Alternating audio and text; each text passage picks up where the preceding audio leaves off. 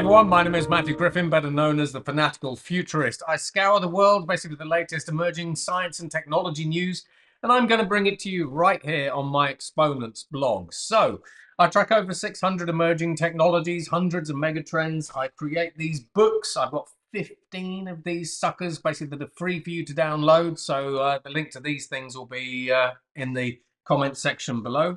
But let's get on with it. So over the past sort of 2 weeks, I've actually seen a variety of quite interesting breakthroughs when we actually think about, science fiction becoming science fact. So this is the fanaticalfuturist.com blog. If you go to that website, then you can see through everything that I'm going to be showing you here. Actually, I've got 2 YouTube channels. I've got the 311 Institute YT channel and then this channel. And we're now approaching 1 million subscribers across both of them. So thank you very much for that. And I'm also a keynote speaker. So if you want to actually laugh at my keynote speaking reel, just go and click on that. But anyway, now, when we actually think about the latest emerging technology news, I mean, kind of consider this. This was widely reported. So we know that Mark Zuckerberg has been trying to develop his Llama 3, Llama 4 open source LLM, and it's been doing okay. Up until recently, was beating OpenAI, ChatGPT in a variety of different benchmarks. But about 6 months ago, people said, hey, hang on, you're cheating. And that damaged the credibility of the team. It also damaged the credibility of the model. So it looks like Mark Zuckerberg feels that he's increasingly losing the race to develop AGI. So make no mistake, this is not a race to develop the best artificial intelligence model if you're a billionaire polymath. This is a race to become the first person in human history that can declare that they've created an AGI system that outperforms all humans at all economically valuable work. Now, as we know, billionaires basically don't really like losing face. They certainly don't like losing the race. So Zuckerberg recently spent $14 billion buying Scale AI. Now, Scale AI is a company that generates synthetic data sets that trains some of the world's largest foundational AI models on. So a number of people have actually said it's the equivalent of actually buying the arms dealer rather than the actual weapons themselves. So Scale AI is hugely important when it comes to Mark Zuckerberg's ambitions to develop artificial superintelligence. So he's done that. However, he needs something else. He needs the world's top AI researchers. So to do that, he's actually offering a $100 million signing bonus to people who join his ASI team. Now, I think so far the update is that we've seen 3 people from OpenAI go to Meta. We've seen a couple of people, including the head of AI, basically for Apple, going to Meta. Good luck with that one. We'll come on to that in a bit. And we've also seen a couple of people from DeepMind actually leaving and going to Meta. So just think about this. If you step back 10 years ago, some of the world's best AI researchers were being given about $1.5 million as a salary. You step back 10 years before that, 20 years before that, and the vast majority of AI researchers that I know were saying they couldn't get a grant. Now they're being offered $100 million signing bonuses. And frankly, while that is an insane amount of money, just think about it in the larger context. Over the past sort of 8 to 10 months, companies have dropped 1.8 trillion with a T, trillion dollars, building out new AI models, AI infrastructure, data centers, and so on and so forth. And again, just to put this into context, when we have a look at OpenAI's GPT-5, as I talked about probably about a month ago now, it's costing $500 million per training run. So $100 million when you're spending $14 billion as an acqui-hire to get scale AI, etc., or at least 49% of it. It's a drop in the ocean to these guys. But this is what we're actually after. Now, to put some market numbers on this, on AI, Elon Musk, yes, love him or hate him, or hate him or hate him, I don't know. How do we go? It's confusing what he's doing at the moment. Elon Musk thinks that robo-taxis, which essentially are cars that use AI to drive themselves around and about, represents a $5 trillion market. He also thinks that humanoid robots, which will inevitably lean on a lot of these AGI, embodied AI, and ASI artificial intelligence models to go and do their thing in the real world, whether it's run dark factories, dark warehouses, and everything else, as I've kind of described before. Elon Musk estimates that the humanoid robot market itself is worth $25 trillion.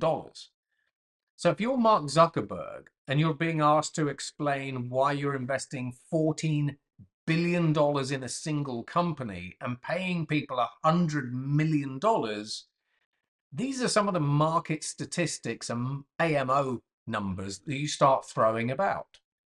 You know, we aren't playing for scraps, or we aren't playing for scraps. Technically, we're playing for world domination.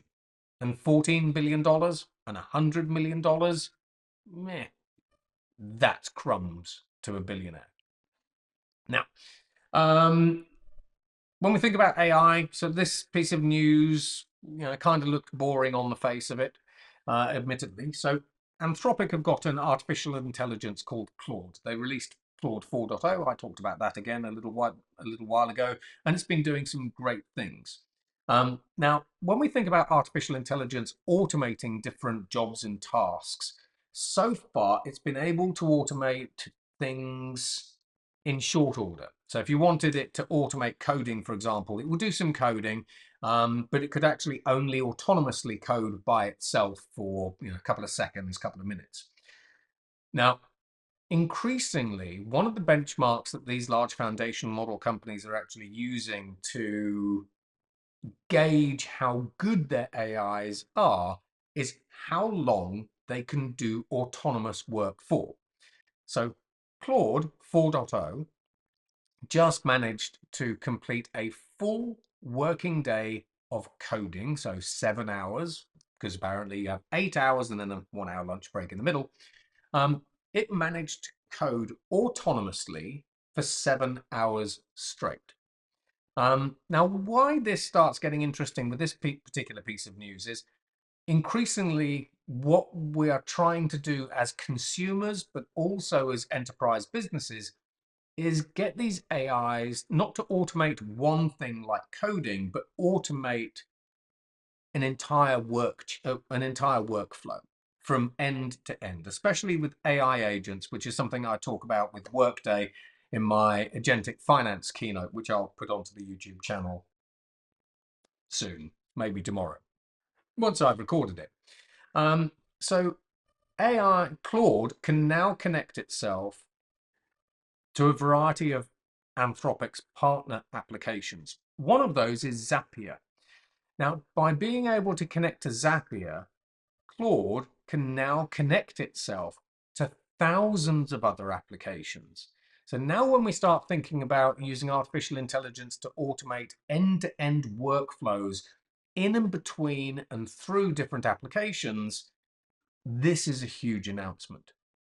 So think about all of the applications that you use, that you flick into, flick out of, switch between, etc., etc. Now start thinking that AI can automate all of those tasks that you do.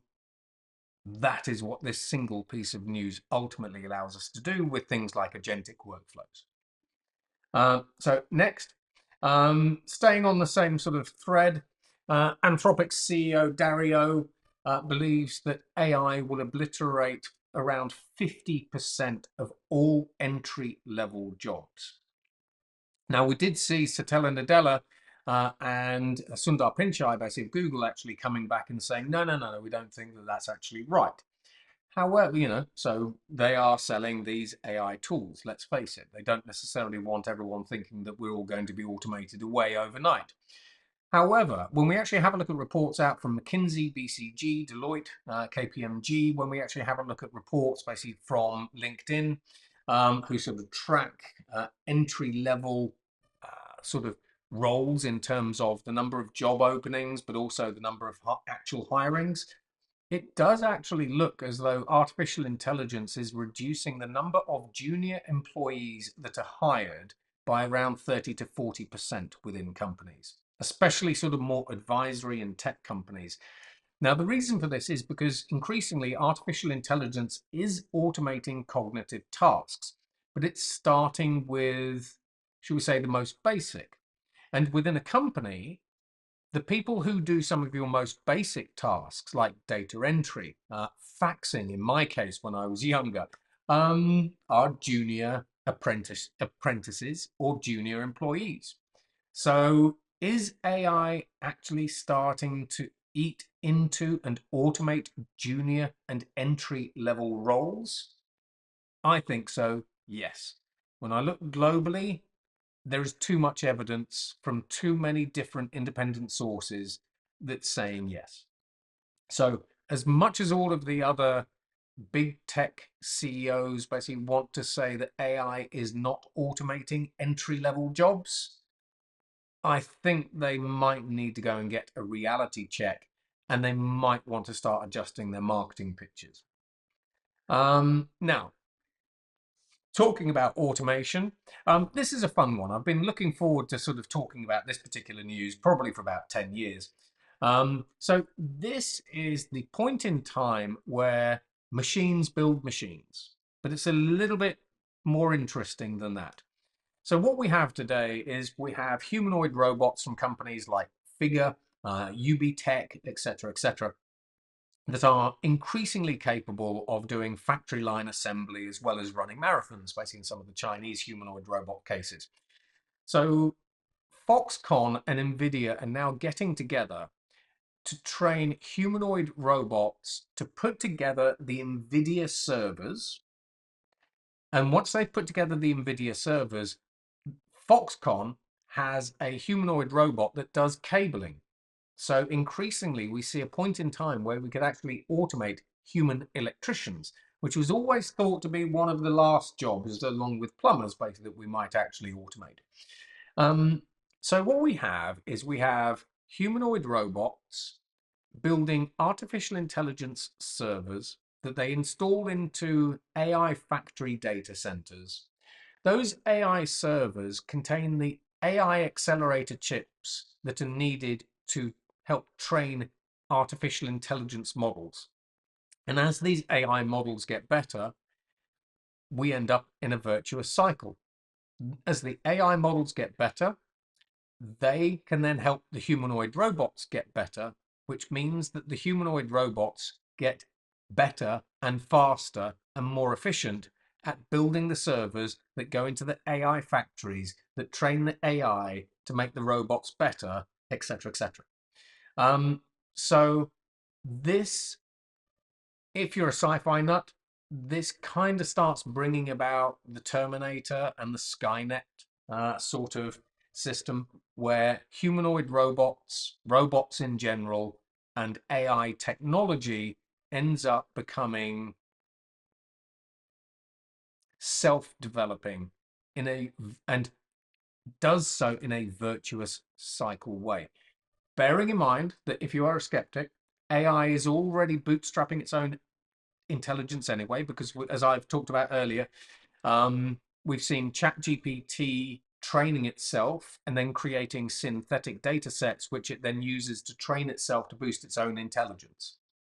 So there's a lot more that I could go into on this particular story, but I can now join all of the dots that we need, including the development at the University of Oslo many, many years ago, like 7 years ago, where they used an AI to design a new robot that was 4D printed, not 3D, 4D printed on a printer, and then walked off the printer.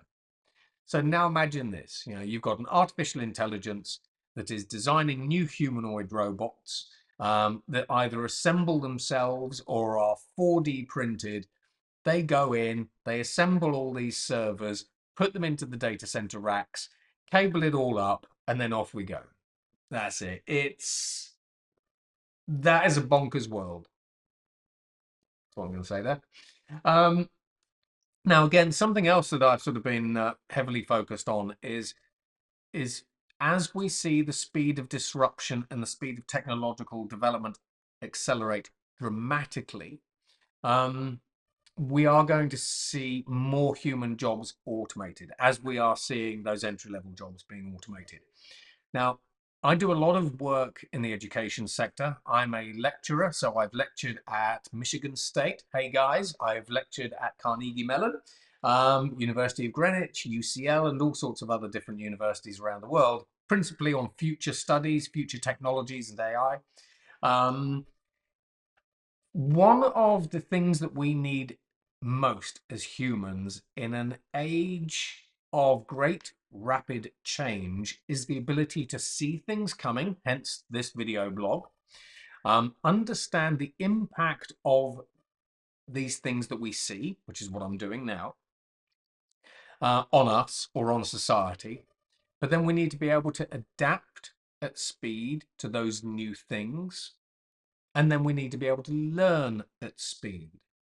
Now, 2 years ago, I used artificial intelligence in my 9-year-old daughter to help her accelerate the rate at which she learned and how much information and knowledge she retained by 12-fold. So I might put the link to that little experiment into the comments for this vlog below, because we crammed a year's worth of learning into about 3.5 weeks for it. It was a really good experiment, very, very powerful, very good example of how we can actually use artificial intelligence to benefit mankind, not just replace us ad infinitum.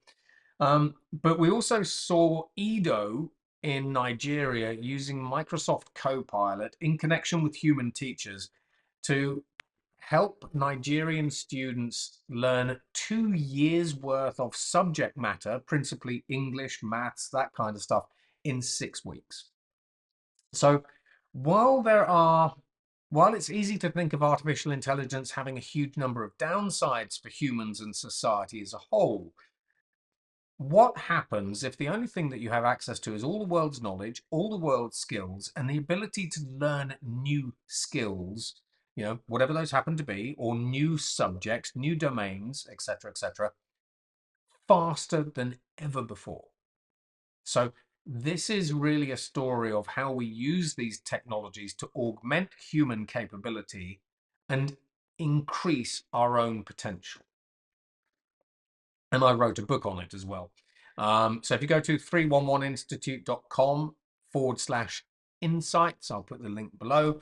Then I've got a book on the future of education and learning. And it goes through everything that you need to future-proof yourself. And it's free.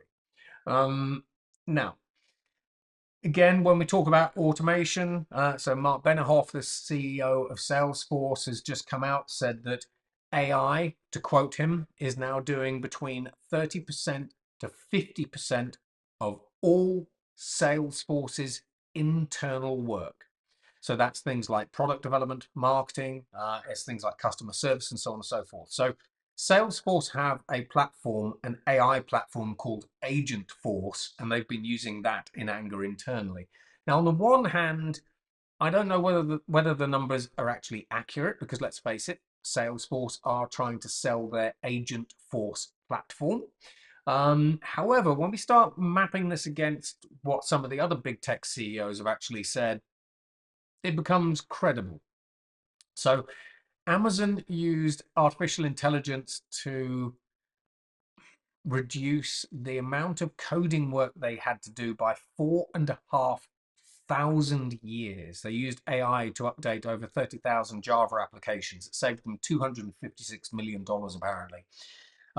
Google, 25% of all Google's new code is being generated by AI, and 30% of Microsoft's new code is being generated by AI, with the CTO of Microsoft, Scott, increasingly saying that by the year 2030, Microsoft thinks that AI will be capable of generating 95% of all of Microsoft's new code.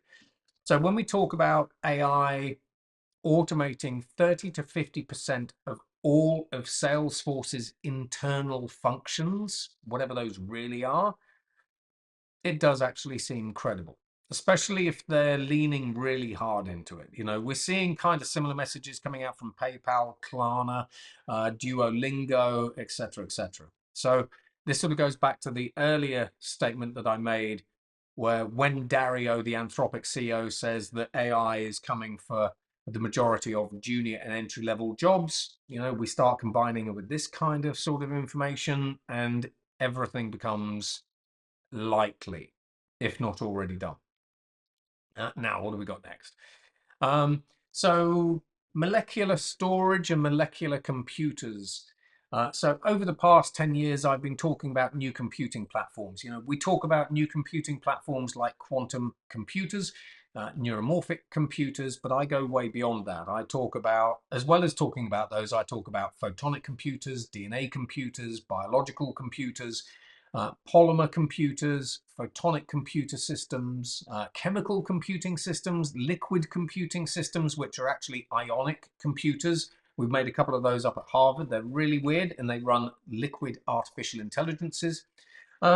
This is the announcement that researchers over in Europe have developed a new kind of polymer-based hard drive. So when we think about DNA, I spoke many years ago, probably about 3 years ago, that we'd managed to use synthetic DNA to create a DNA storage system that could store 512 petabytes, with a P, petabytes of information in 1 gram. About 5 years ago, I talked about how DARPA, the bleeding edge research arm of the US military, was actually trying to develop something called a molecular information system. Now, a molecular information system is essentially a polymer-based computing platform, which is compute, memory, storage, networking, the whole lot crammed into one, that DARPA thought would allow them to cram a Google-sized hyperscale data center into something the size of a traditional office desk. So when we talk about the future of computing, polymer computing, DNA computing, etc., etc., not only are they very, very powerful, but they can store humongous volumes of information in very, very small packages. So again, you know, when we have a look at polymer storage and we have a look at DNA storage, it's believed that we could store all of the world's information in a shoebox. And in the case of DNA computers, a DNA computer that occupies just half a test tube, courtesy of University of Manchester and Ross King, if you ever sort of want to go and give him a shout out for whatever reason, we think that a DNA computer that takes up half a test tube will have more computing power than every computer combined on the planet. So this, on the one hand, sort of sounds, you know, kind of interesting, a little bit sci-fi. But when you actually start really digging into the impact of this, the other sort of technology developments behind this that support this and that accompany this, these things, as and when they commercialize and mature, which will be decades, don't get me wrong, you know, we're not talking about having a molecular computer running, I don't know, I was going to say on our desk, but, you know, you wouldn't be able to find it. I'm not talking about running molecular computers, you know, next year. These are kind of sort of decades away, even though AI will actually accelerate the development and the integration process. But the power of these computing platforms will make today's computing platforms look puny by comparison. Now, another sort of interesting area that I've been watching is For the past number of years, I've been saying that the large language models like ChatGPT, like Anthropic Claude, like Google Gemini, etc., because they've been trained on huge amounts of human-based training data, so human text, etc., they've been picking up human behaviors and increasingly human psychological-like traits. So, as I say, for the past number of years, this is why I've been saying that increasingly AI does seem, when we have a look at emergent behaviors, to be the ghost in the machine, the genuine ghost in the machine. So AI, for example, gets lazy basically in the winter because humans get lazy in the winter, and it's kind of learned that. It lies to us, it deceives us. It copies itself to new servers if it thinks we're going to be shutting it down. It blackmails us if we think if it thinks it's going to be shutting. If it thinks we are going to be shutting it down. I'm getting confused. So that was an Anthropic experiment, by the way. So you might recall that a little while ago, a Google researcher was fired because he thought that the AI he was talking to was sentient.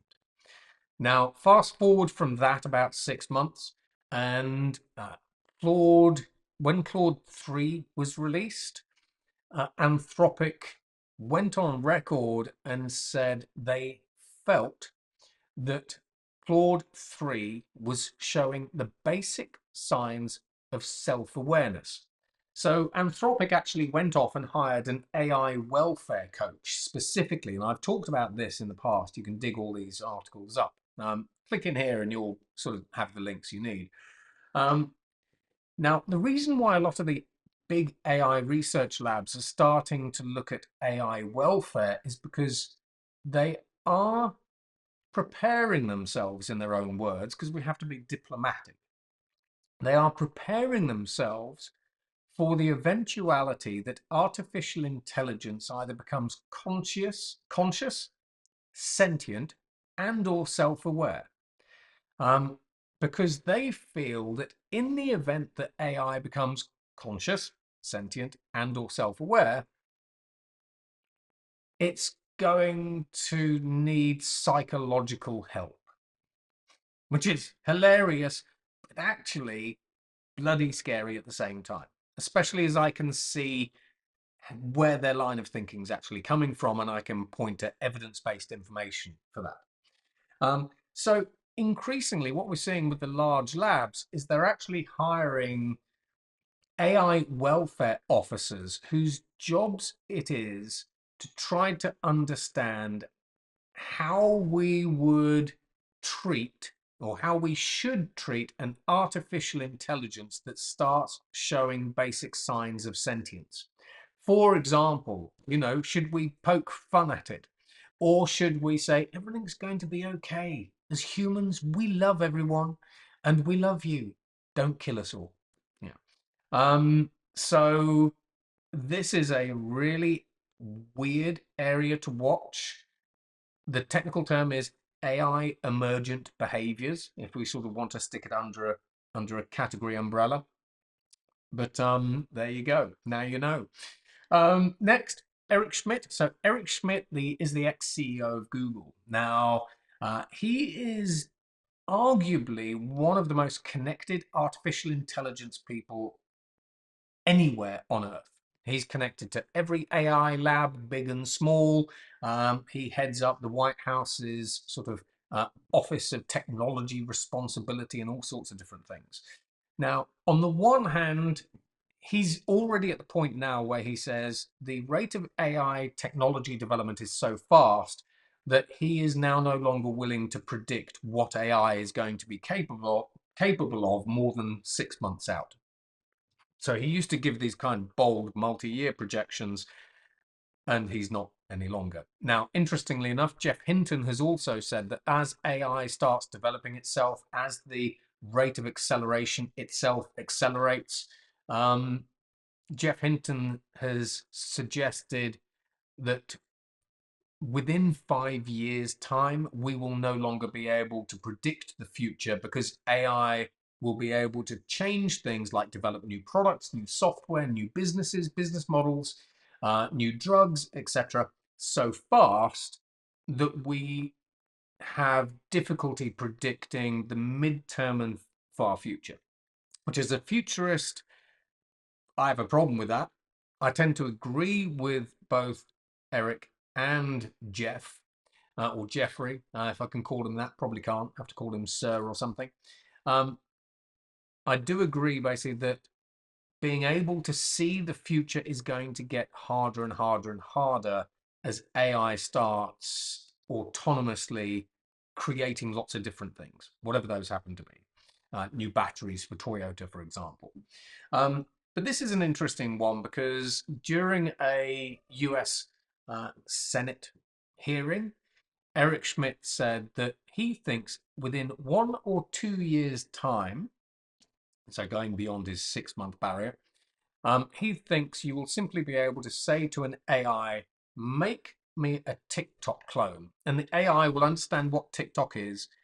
It will design the algorithms. It will design the interfaces. So this is essentially a very, very advanced agentic software engineer. And we've seen that coming out of OpenAI with their ASWE platform. He says that you should be able to create a TikTok clone basically in 30 seconds. Now, I actually agree with him. I was in Amsterdam a couple of weeks ago, and I gave a talk on the future of software and SaaS. So you can have a look at the Fanatical Futurist YouTube channel. Just search for SaaS software, and you should come up with it. And I'll put a link in the section below, in the comments below. What happens from a societal perspective when you are able to create a brand new piece of software or copy a piece of enterprise software, say like Salesforce, in 30 seconds using AI? What happens to Salesforce's competitive moat, etc., etc.? These are world-changing AI-based capabilities that I think a lot of people are dramatically underestimating the impact of. And I'm already talking to a lot of my clients basically actually about this, and they're actually already leaning into it, and they're already preparing for a future where we end up with real-time software development done by AI in or not, with in unison with humans. I have no idea what I was trying to say there, but basically the gist was we're either making this AI software with humans and with AI, or it's just AI doing it by itself. Now, quantum computers, going on to IBM and cutting out the drivel. Sorry about that. So IBM, so that they produce roadmaps. So they're one of the few companies that will actually publicly go on record and talk about their roadmaps, their quantum computing roadmaps. They feel that by 2028, they should be able to create a sort of a 10,000 qubit quantum computer that is largely error-free. Now, one of the big problems that we see with quantum computers at the moment is it's all very well talking about the number of qubits that they have. However, if you have a very, very powerful quantum computer, but it's not accurate, then it's not really useful. So Microsoft, Google, D-Wave to a degree, as well as IBM, are increasingly not focused on increasing the qubit count for quantum computers. They are trying to dramatically improve the accuracy of these quantum computers. And in here, one of the ways that IBM is trying to reduce the error rates associated with quantum computers is by using artificial intelligence to listen for qubit noise, so sound, and then filter it out. Yeah, so there are actually some rather odd ways and odd things that companies are doing to try to improve the accuracy of their quantum computers.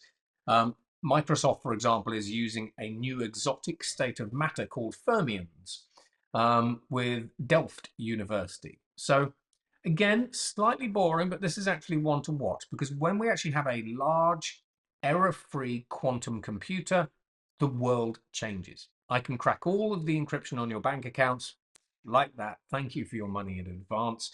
And talking about what we're going to crack with the quantum computer first, might as well go there. There are a lot of people that believe that when we get a big error-free quantum computer, the first thing that criminals are going to use it for is to hack hot crypto wallets. So those are online crypto wallets. just say goodbye to your crypto. So if you have any crypto wallets, move them to offline or cold storage. There you go. You're welcome. You can give me a little bit of commission for that if you like. Send some Bitcoin or Solana my way. Next, this is another sort of drone slash kill chain innovation that I've been watching for about the past 4 years.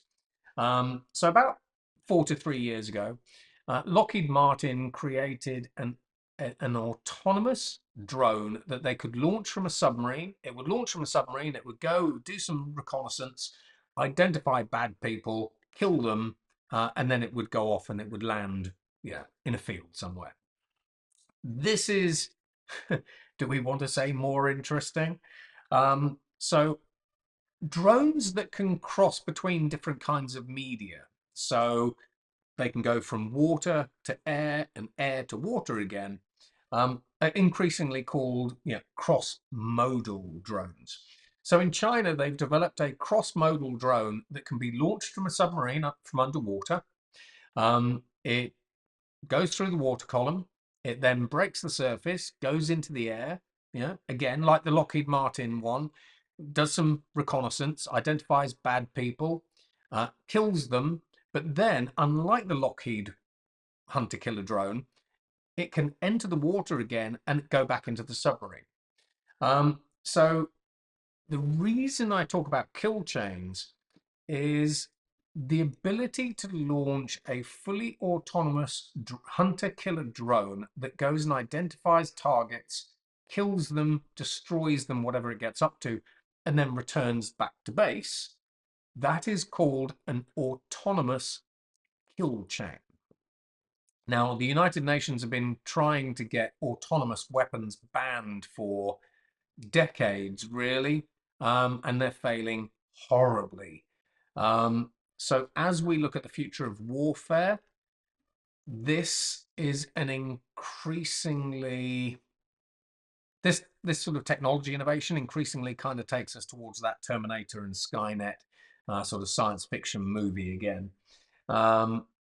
Except the drones basically are going to get bigger, they're going to get faster. We're seeing China developing supersonic and hypersonic swarms of drones, let alone basically when we have a look at the munitions that these things would actually carry.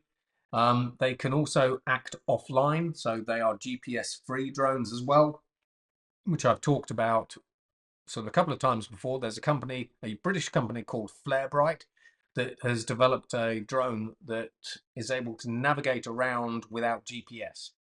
So it does it by using AI algorithms, and it essentially scans the local area and creates like a LiDAR map. It sort of does that sort of thing. So when we have a look at the future of fully autonomous war, you probably actually want to be a little bit worried about this, because the vast majority of militaries today say we are not going to create fully autonomous kill chains, which is a load of bollocks, because they will at some point, and the reason they will at some point is because they'll go, he did it, so we did it. But we do have the technology already, as we've actually seen with some of the Turkish drones, as the United Nations reported on about 2 years ago, to enable fully autonomous war. Because we need new ways to kill everybody. Anyway, and then moving on from smart things to less smart things. Apple's artificial intelligence researchers recently came out and said that the large language models that we're all using, so ChatGPT, DeepSeek R1, DeepSeek R3, Anthropic, etc., Alibaba Gwen, are not actually AI reasoning models. So Apple's researchers have said that AI doesn't reason. It simply brute forces patterns in the data to make it look as though it is doing chain of thought reasoning. Now, on the one hand, the reason why I included this is because I think it's important not to discount other people's perspectives. It's all too easy to take whatever someone has actually said, like me, and take it as gospel truth. That's it. So I like to look at as many different sources as possible to try to really determine whether or not something that I'm reading about, learning about, is truthful or bullshit. Because when you're dealing with emerging technologies, like, for example, molecular information systems where you can cram a hyperscale data center into the size of an office desk, it just sounds bonkers. So I have to do a lot of critical thinking and a lot of research to really get to the point where I go, trust me, I think this is real. And there've been lots of cases like the Chinese laser rifle that sounded real, but when you started digging into that for a variety of different reasons that I won't bore you with, isn't real.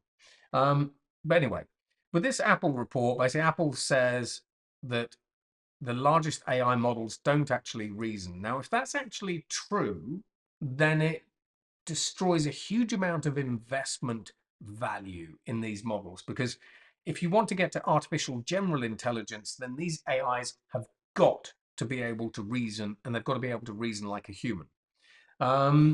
So while Apple says that these AI models are actually brute forcing their results, Apple has got completely slammed by the research community. They've been told they don't know what they're talking about. They've basically been told to shut up, go home and pack their bags. And to be fair, when you actually have a look at Apple's credibility in the artificial intelligence space with Siri, I mean, oh my God. Has anyone actually used Siri and got anything coherent out of it? Because it's junk. I've been complaining about Siri for years. If Apple, who are a $3 trillion company, who believe that AI is the future of devices, operating systems, agentic interfaces, and everything else, with more cash in the bank than most developed nations, can't get artificial intelligence right, then people are going to question their credibility when it comes to things like this, which is a bit of a shame. Personally, I think these AI models do actually reason for a variety of different reasons. Aha. And that's it. Anyway, so that brings us to the end of this little vlog. If you've liked it, then like, subscribe, do all those kinds of decent things. And if you're a company, if you're a leadership team and you want to understand what the future looks like, what is it? Why is it? Why should you care? How's it going to hit you? How should you react to all of these different things that are actually coming through in the near, medium, and longer term future? Then feel free to give me a bell. That's it. I am, after all, not only a futurist, but I am also a strategist. That's it. And it looks like I've got a receding hairline, basically, in that picture. That's it. I haven't. That's it. Really haven't. That's it. I have a good head of hair. I just take a lousy photo. That's all. Anyway, I hope you enjoyed that. If you want any keynotes, if you've got any events, want a workshop done, if you want some Chatham House rules, give me a bell, and I will. I was going to say I'll fly to wherever you are. However, we do have to watch the old carbon footprint, don't we? Anyway, take care. All the best. Goodbye. Goodbye from me. Goodbye from bald-looking bloke as well. Ta-da. Bye-bye.